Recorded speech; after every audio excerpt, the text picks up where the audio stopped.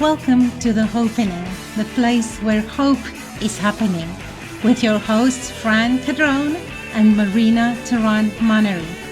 For more information about Fran and Marina, or to apply to be a guest on the show, please go to our website www.hopenning.com. The Hopenning is for informal purposes only and is based on the research of your hosts, Fran and Marina.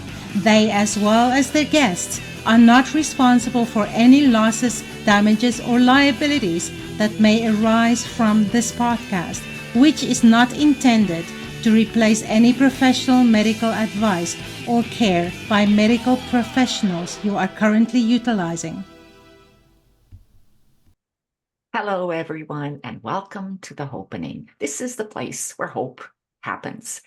And I am so grateful that my beautiful guest, Stephanie McLaughlin, is here and that my co-host is here. My goodness. Marina had an accident less than a week ago, but she's a trooper. She is here. She's got a plate in her elbow. She's got some bumps and bruises, but she's here. So thank you, God. And I'll introduce Stephanie. Stephanie McLaughlin is here for episode number 107. Stephanie comes to us from New Hampshire, United States. Interesting fact, she also is leaving for Belfast, and I am leaving for Belfast very soon. So Stephanie hosts the 40 Drinks podcast. Now, before you either go, I'm listening so carefully to this one, or Fran, this is just not like us, I want you to know that the 40 Drinks podcast has a significant number in it, the number 40. So Stephanie had a decision that she made when she turned 40. She was going to turn 40 and she decided she had two ideas for her 40th year. First, she wanted to go to Paris, and second, she wanted to have 40 drinks with 40 friends. So that became a chance for her to find out what there is a theme to turning 40, and she'll describe it for you right now. Thank you, Stephanie, for joining us today. Hi, thanks so much for having me. It's really good to see you. It's great to see you both. So tell us about your journey to the 40 Drinks podcast. What happened to you in the plus or minus 5 years around turning 40? Yeah.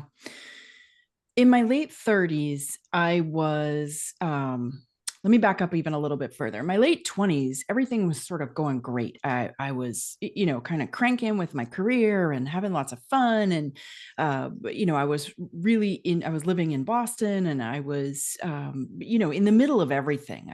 And I moved home in my early 30s, out of Boston, about an hour north in New Hampshire. And as I got into my mid 30s, things started getting a little bit less easy, a little bit more bumpy, a little bit more like things weren't quite fitting. I had a long-term theme of not having great or successful romantic relationships through my life. I just couldn't quite get that right. And for most of my life, I thought that it was terrible men that I was dating. But, there's certainly an element of, me in those decision-making processes as well. But I didn't know that then. I thought it was just, I kept choosing bad relationships. My jobs started to be, I was working at a job that I had taken I was 33 or 34. And I thought, oh, I'm going to be here for 15 or 20 years. I love this. This is going to be great. And within a couple of years, it wasn't fitting. And I was making mistakes, and so everything was just kind of icky in my mid 30s. So as I came up to 40, there was a lot of change in my life. I left that full-time job. I started what I thought was just a short period of freelance work until I found the next job. Turned out I actually accidentally started a marketing agency at that point. And so I've never gone back to work for somebody else since. But as I was coming up to 40, 40 is one of those years where you have, people throw the big 40 party, right? The big, like, I'm turning 40, years ago, it was the over the hill party. But it's great to celebrate those milestones. And it just, from where I was in my life, it just did not feel like, it didn't feel great. It didn't feel like it suited me, like it fit. And so I wanted to do something else, but I knew I wanted to mark the milestone birthday. And so the idea came to me to have 40 drinks with 40 people in 40 different places.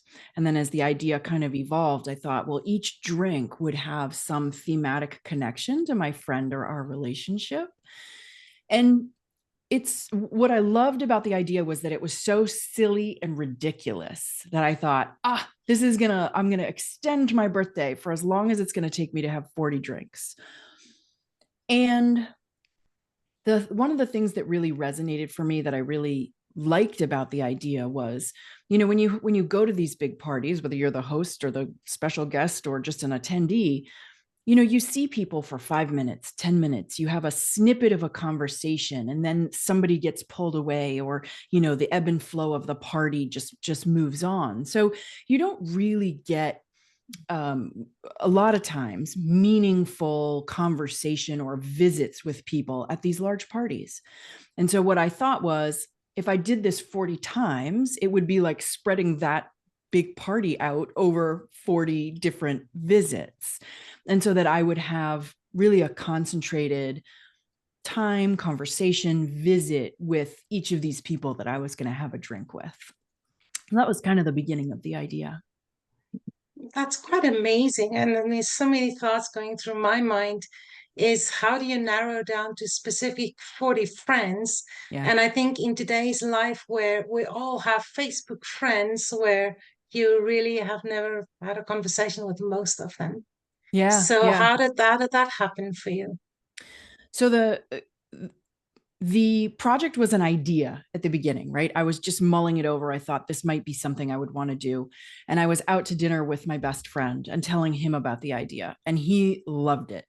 And then it just so happened that on the menu at that, wherever we were having dinner, there was a drink that was the perfect thematic connection between my friend and I.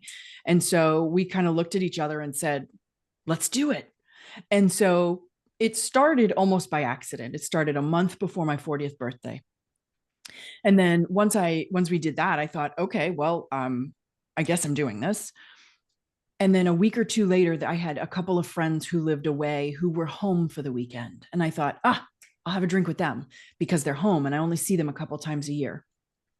And then there were a couple of people who were just sort of nearby, right? People who were in my normal orbit. So it started off sort of a little bit easy, right? I just was checking people who were nearby, who I was going to see. It was the summer. I was going down to visit some friends at the beach. So I, had a drink with that friend at the beach. I have a couple of friends down in Boston. And so I went out for a night with them, and we nicked off 3 drinks in one evening because I was out with 3 people. So, it kind of got started just by like, it's the summer, I was out, I was seeing people. And then once I started talking about it, now this was years ago, and I always like to say this was back when Facebook was fun. So I would, because I own a marketing agency, I put up a little website and I was writing blog posts about each of the drinks. And then every time I wrote a blog post, I would publish it out to Facebook. And people were, delighted by the idea. They thought it was, again, silly and ridiculous. And there were people who were like, I want to be one of your drinks. I want to be one of your drinks. So, a couple of people sort of selected themselves. So it really got off to an easy start. And it really wasn't until, I don't know, drink like 14, 15, 16 that I realized the runway isn't complete, it isn't open-ended. Like at some point, the number of drinks you have left to drink are winnowing down. And so that's when I actually started getting thoughtful about who I wanted to have a drink with. And And so then I started digging people up from different parts of my life, from grammar school and high school and college and an old Amazing. boyfriend. And yeah. So the beginning of it was kind of easy and kind of who was nearby. And then as it went on, I started getting a little bit more thoughtful about who I was going to invite. And so you had drinks with all these people, Yeah. but they were from different demographics and different gender and different backgrounds and different Yeah. ages.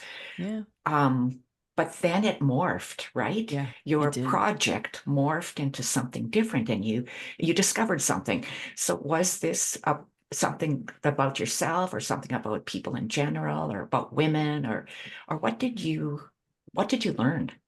It started with me. It started with I learned things about myself through the conversations that I was having at these drinks, at these visits with people. And the things that I was learning about myself started shifting kind of the foundation that I felt like I was built on. They started to shift how I saw myself. They started to shift how I was acting in the world. And one of the things I realized was that at the end of the year that it took me, about 13 months, to have all 40 drinks, I was a completely different person than I had been at the beginning of the year. And one of the really most obvious ways that that was visible to me was that during that year, I met the man who would become my husband.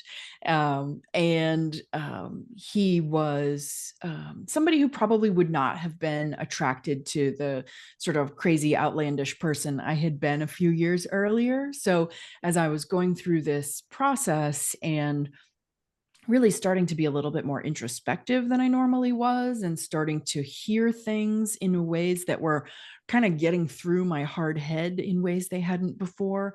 So there was some shifting internally, which led to shifting how I showed up in the world, which led to shifting in what I was attracting into my life. So that was my experience of it. And then of course, as I got distance from the end of the project, and as I could see really clearly how my life had changed, and the ripples continued to ripple out through my life, I realized that I'm not the only one that this happens to, that there are really, this period between like 35 and 45 is a transitional period in most people's lives. Not everybody, but it is a developmental stage we go through as adults that I don't think a lot of people really know about. So it started with me, but then as I got more curious about it and really dug into it more, it turns out that it's a little bit more universal than just me. So you went from this celebrating your 40th birthday to lots of lessons learned through that, to lots of Facebook posts, to now a podcast. So tell us about what is going on in the podcast, because it seems like it's quite a very popular and successful podcast. So Thank you. Yeah. Educate us about this wonderful podcast of yours. Yeah. Oh, thank you. So on the podcast, I like to say that it's my mission to make it common cultural knowledge that there is a transition around 40, and then to showcase so many versions of that transition that anybody who's either approaching or recently turned 40 with feeling like I was feeling in my late 30s, they know that they're not alone. So on the podcast, I have people on who talk about the transition that they went through sometime in this, 35 to 45 period. And a lot of times we look at, what were the forces that shaped us as young people, as young adults in our early adulthood, that made us who we were when we get to the transition point. And then we really look at the messy middle piece, how we figure out that something's wrong, and what are the things we do to get through it and make it better. And then once we get to the other side, what does it look like? What lessons did we learn? What are we doing now? Because for a lot of us, and I'm sure you both will understand this, a lot of times we do the thing that we feel like we needed or wanted in the world. And so that's kind of what I'm trying to bring is, I wish it had been a little bit more easy or graceful to go through this transition period. But because I didn't really know to be looking for it, I fought against it in a lot of ways. And I made it messy in a lot of ways. And so I'm hoping that by showcasing so many versions of this transition, so many different ways that people have made it through it, that anyone out there who's at the beginning of it or in the middle of it will be able to know that they're not alone. So you've got, I'm sure, a lot of stories, either from your 40 drinks, the actual 40 drinks, or the podcast later, of just the differences about turning 40. Like I know that you and I shared before about when I turned 40, I had been separated from my previous husband, my only husband, for 2 years. And so for that, my 40th birthday was more, it was a celebration. It really was. It was, that the part before that was difficult, but after it was freedom. It was I was free. And yet Marina, her story is so different as well. Steph, what kinds of stories did you hear within your podcast or within your 40 drinks about changes that happened specifically in that plus or minus 5? Maybe you can explain what I mean by the plus or minus 5 with other people. Yeah. So the plus or minus 5 is that really this transition hits us at some point between 35 and 45. And of course, we're all unique human beings, right? So some people it's earlier, some people it's later, and that's fine. But there comes a point where things start changing for you internally. And one of the most common threads through most of these stories is that in our early adulthood, we are following paths that have been either laid out for us or co-created for us with other external authorities, right? Our parents, our bosses, our mentors, our teachers, people who are older than us and know better than us, quote unquote, know better than us. And so they tell us all the things that we should do. And sometimes it's even just societal, right? These societal norms that we pick up on. I went to college and I started dating a guy and we graduated and it's been 3 years we've been dating. So we should get engaged. And then we've been engaged for 2 years. So we should get married. And then we should buy the house because we're going to have the baby. And then we should have the baby. And then you wake up and you're 35 and you're on the corner of some, little kid's soccer field and you're going, who am I? How did I get here? Right. So that's, one flavor of it. But coming back to the shoulds, there's this element of through our 20s and into our 30s, we have our heads down and we're doing so many of the things that we think are going to make us happy, healthy, successful, and safe. And for a lot of us, we discount the little voices either in our heads or in our bellies. We shut them out because they're scary. They say things that do not align with this path that's going to make us successful. And so the transition happens when you start trusting yourself, when you realize that you have your own experience, you have your own expertise on your life, you have your own ideas, you've done your own experiments, and you know best what is best for you. And so you start making decisions that are more in alignment with who you are internally. And those decisions lead to, for some people, like me, who avoid a lot of these signals, these signs, these voices, these signs the universe is sending out for us, there's a breakdown of things, a falling apart. For some people who are more in tune with those and who are better at listening to them, it's an evolution. it doesn't always have to be a crisis. It doesn't always have to be a breakdown. But you'll notice if you're there now, or if you're looking back on it, you'll notice that there's a point where you start listening to your own self. So I think that's one of the real common baseline threads. I'll tell one quick story from the podcast that is just the perfect illustration of this. There was a woman who grew up in a very science engineering family. And as she was growing up, she was a ballet dancer. She had a lot of creativity. And her dad said to her, you need to get an engineering degree and become an engineer, because you will always have a good paying job. And so she listened to her dad, and she went to college, and college was very, very hard for her because her brain didn't naturally think in that kind of math and that kind of science, but she did it. She worked her way through, and she got the engineering job. And for the first half of her career, yes, she was a very successful engineer, until she was about 36. And she found herself having a complete and total breakdown, because this life that she was living did not fit her, did not suit her. She wasn't living her life. And so she spent a couple of years and made a bunch of changes. And now she's more in the coaching side of things, where she's coaching engineers, female engineers. So, she didn't have to throw away all of her background. She just had to find a new way to use it and apply it that made a lot more sense to her and really was in better alignment with who she was as a person. So I just always think that one is such a great illustration of the transition that we can go through at this period in time.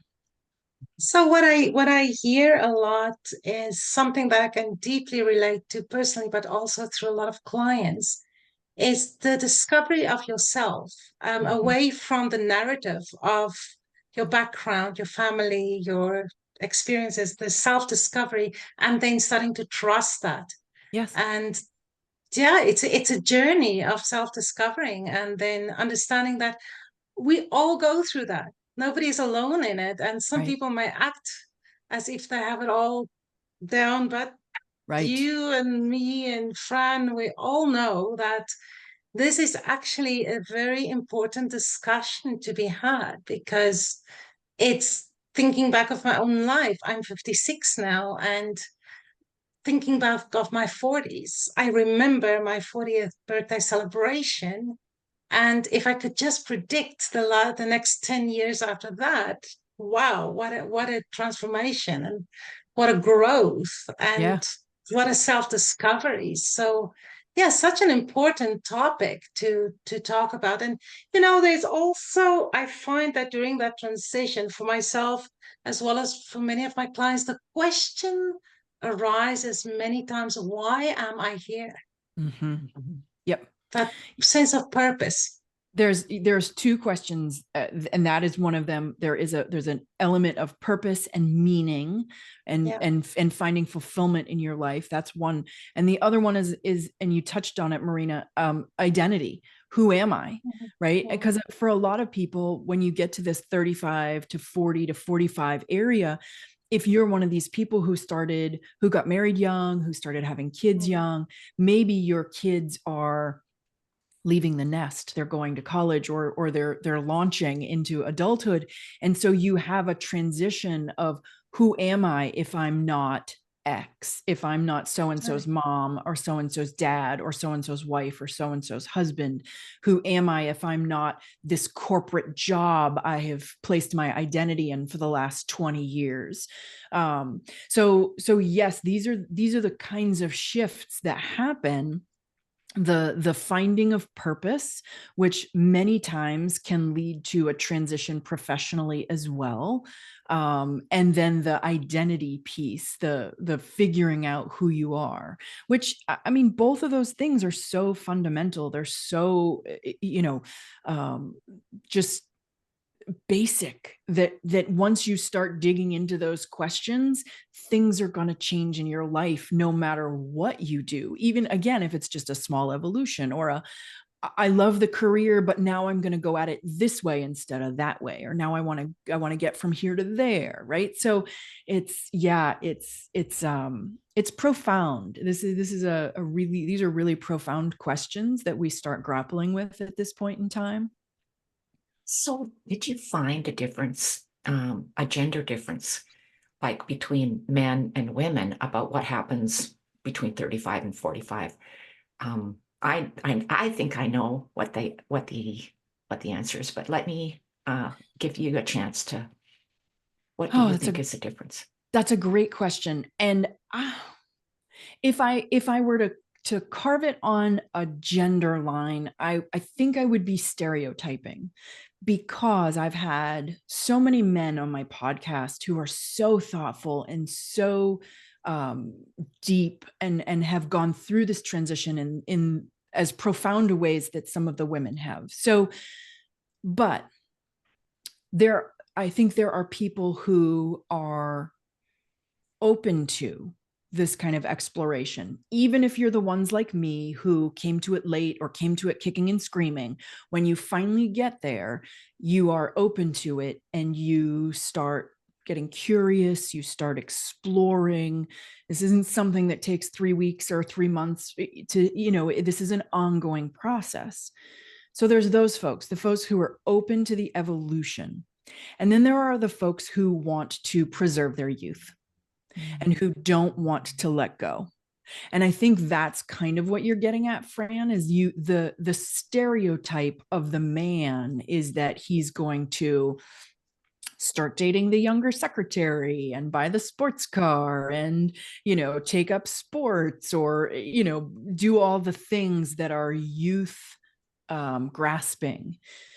But I've found that there are women that do that as well. And, you see that, in people who are really focused on the plastic surgery, who won't give up their 25-year-old face and who won't give up their 25-year-old body, and more power to them. I don't have the energy to do either of those things, but there are shifts that our faces and our bodies and our organs go through as we age. And so I think, and tell me if I'm getting at where you were headed, the idea of being open to the evolution versus shutting the door and being focused on youth. Is that kind of where you were going? Yeah. And I think that men are so focused, right? They tend to narrow, whereas women are more diffused. They can see and do a lot of things at the same time. And men are super focused. Yeah. And I think it's biologically, right? But when I have 7 brothers. So in my vast experience of men, I see that they get to 60, 70, and it's like, oh my God, now what? Because they're at the end of their career. I mean, and physically, they're not capable of doing what they used to. Yeah. And so there's a huge emotional, maybe that's kind of where the breakdown comes. Whereas for women, as soon as menopause, perimenopause, there's so many changes in our bodies. But yeah, I, just from my history with my own brothers, it's like, wow, I'm curious. I get curious with them. It's like, you're just only thinking about this now. Right. Yeah. So that's what I'm getting at there. I think one of the other things, and you just said a word that's really interesting, right? The perimenopause. I'm starting to see, as I'm sure we all are, so many more articles about menopause and perimenopause than there used to be.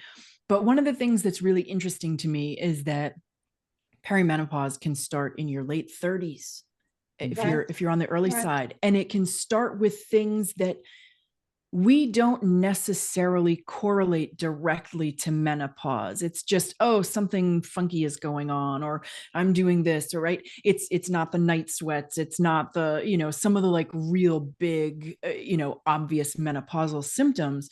And so I think they can go unacknowledged and undiagnosed for a very long time. You're just sort of focusing on just a specific symptom rather than a larger picture. And I think that really correlates nicely to this transition, because it can start in any part of your life. It can start, with your job. It can start with your relationship. It can start with how you feel about yourself. It can start with your hobbies. And so there's no one entry point, and there's no one place for us to gather and say, oh yeah, I'm having that. I'm in the same place as you are, because as unique individuals, we all are going to experience it uniquely.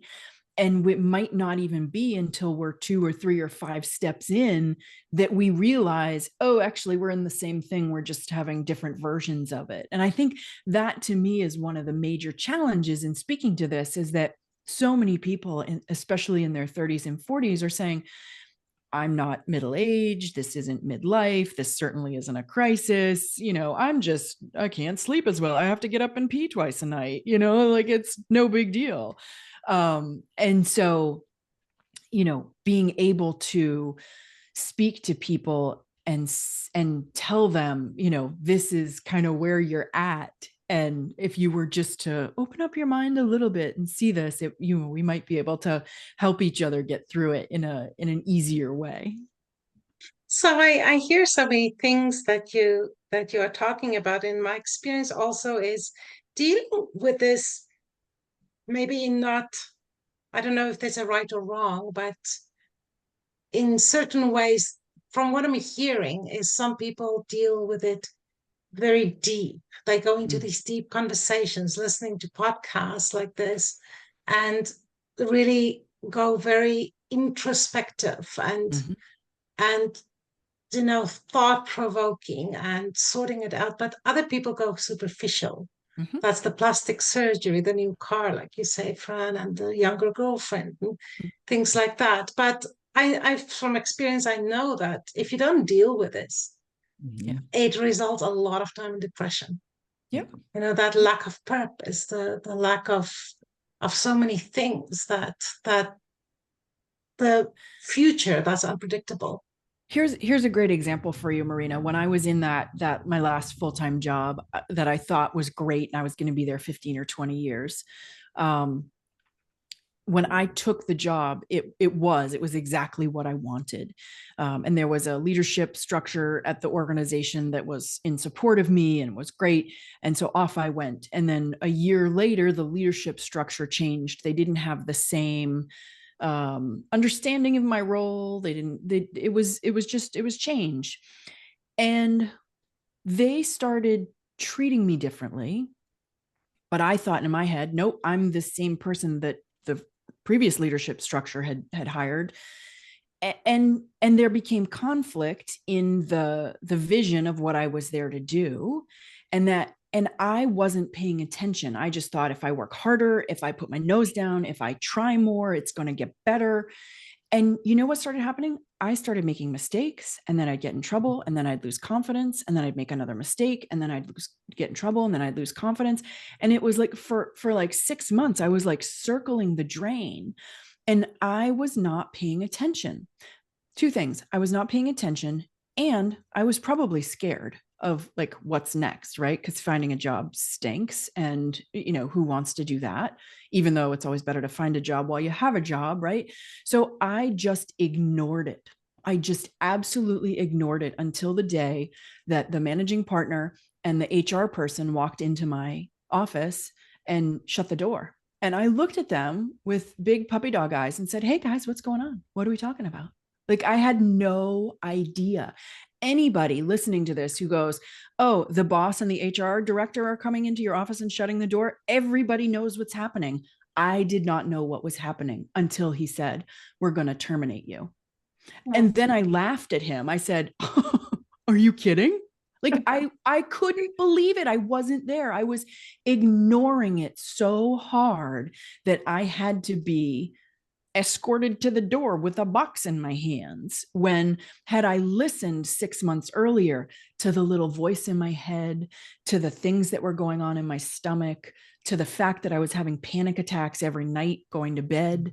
If I had listened to any of those signs or symbols, I probably could have made a bit of a more graceful transition.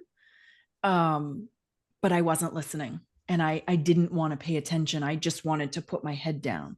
So for me, Marina, it wasn't a depression, but it certainly, it certainly found itself an end that was inglorious and, not flattering. Yeah, incredible. And I think about that as well, right? Because we do, especially here in North America, we work hard. Mhm. Like those of us that are work hard, we work hard and we ignore. We Yep. ignore, close the door, just work harder, more hours, more creative, spend more time on the computer, whatever it is, because that's what we think. Maybe that's our programming from childhood is going to fix it. We Yeah. just work harder at whatever it is that we're struggling with because practice makes perfect. Yep. And, I only expect your best. Right. But what is my best? A little bit harder, a little bit longer, a little bit whatever. Right. Somehow we'll finally get where we're supposed to be. And then there's this life intervenes. Yes. And, whether we want to call it universe, God, just circumstances intervenes. And thank the good Lord, right? Yes. Right. Thank Yes. the good Lord that, Because I ended up where I was supposed to be. So Exactly. yes, thank Me you, too. universe, for I always kicking me in the call butt. it like I was in a teacup, right? And I'm drowning, swimming in this teacup. And God just went, you don't have to anymore. And he just picked me up and took me out. Right. Because I didn't know that there was even an edge. Right. Yeah. Yeah. And Fran, the way you were talking about that is so true because, I started my business, and for the first bunch of years, there were a couple of guys in the business community who I had been on a board with and who I knew and liked and respected, and they owned marketing agencies that were much older than mine, but I watched them and I watched how they did things. And and it was always dig, dig, dig, work, work, work, go, go, go, push, push, push. And so I did that for a bunch of years. And, it was okay. I mean, I did all right. My business grew, it evolved, it changed. But it's so interesting because about 7 years ago, I got sick. I just sort of got knocked off my block and ended up with a couple of chronic illnesses that I still manage to this day. But one of the things it made me do was sort of let go a little bit because I couldn't. I now had to manage a much smaller pocket of energy on a daily basis. And I found that when I let go, when I relaxed, when I did less, my business actually thrived. And it was like, oh, you mean I always thought I was doing it wrong because the boys did it that way and they were so successful. And yet I don't want a business that looks just like theirs. To me, they're much larger, they're bigger enterprises. I don't even want that. But why am I working like they are, right? Like I think I should be doing. It's so, finally tuning in to and again, that was another one where I didn't tune into myself. The universe kicked me in the butt and said, you sit down and take a breath and, watch how things evolve for you. And the business has been more successful since I've started doing it my own way than when I was doing it somebody else's way. Amazing. So, as we have this wonderful theme of hope in our show, through everything that you have gone through this wonderful podcast, this wonderful needed conversation, what is your ultimate message of hope? Oh, my ultimate message of hope is if you are in this period of 35 to 45 and you start feeling the icky things happening, please just follow them, follow the threads, because everything that you ever dreamed of is on the other side of this transition, is on the other side of becoming more yourself, of trusting yourself, of finding the things that have meaning to you and that feel good to you. everything you want is over there. It's all waiting for you. You just have to have a little faith in yourself and a little courage to take the leap, but it's all there. Beautiful. So how can people get a hold of you? I know that you have the 40 Drinks podcast, but can you spell it for us so that we don't spell it wrong? Yes, of course. So the website is 40drinks.com, and you spell out the word 40, F-O-R-T-Y. And then on Instagram and Facebook, it's just at 40 Drinks. And again, spell out the word 40. And you can contact me on any of those places. Yeah. Well, thank you so much, Stephanie, for joining us today. It was exactly what I needed to hear. Yes, thank me you, too. Fran. Me too. Thank you, Beautiful. Marina. Yeah. Thank you so much for having me. I'm so thrilled to be here, and it's a pleasure to be with you both. Awesome. And thank you, everybody, for joining us today. And we will see you next time with more hope. And remember to follow us. We are on Apple Podcasts. We are on YouTube. We are on Spotify and many, many, many more. The Hopenning, and we will see you next time. Thank you, Fran. Fran is on her way to Ireland. So is Stephanie. So safe travels to you. Don't come back looking like me, please. No e-bikes. No e-bikes. No. Okay. Thank you again. Thanks for joining us.